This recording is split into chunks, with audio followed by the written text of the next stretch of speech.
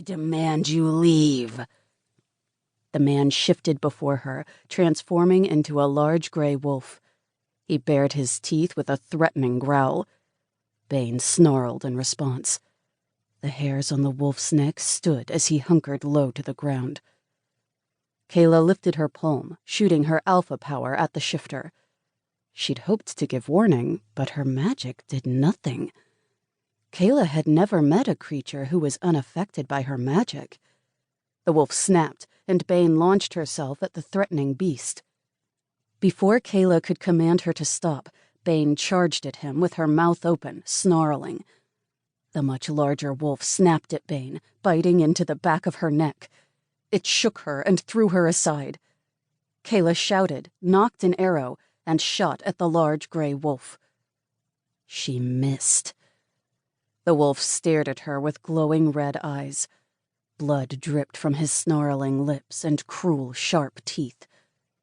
Kayla reached for another arrow, but the wolf lunged at her before she could take aim.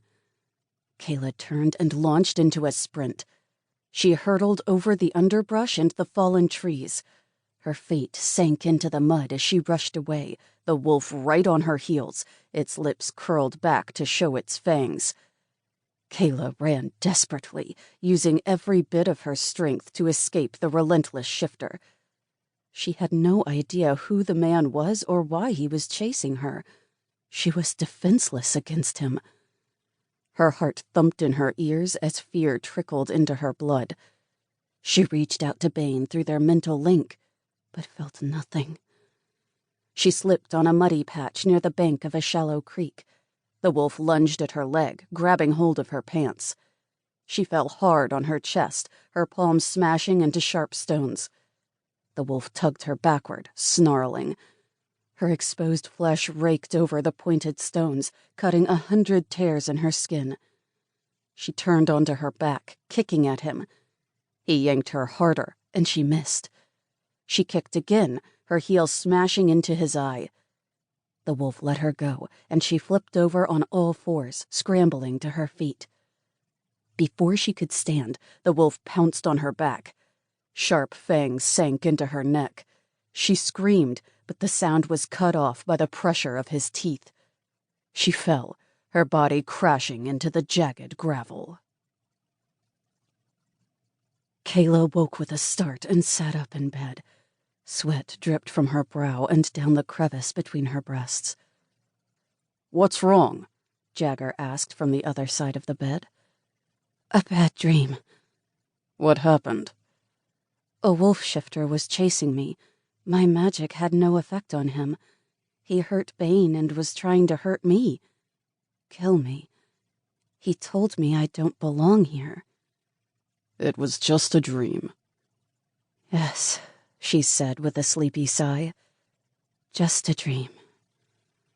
She slipped from bed and grabbed the lantern on the way on her way out the door.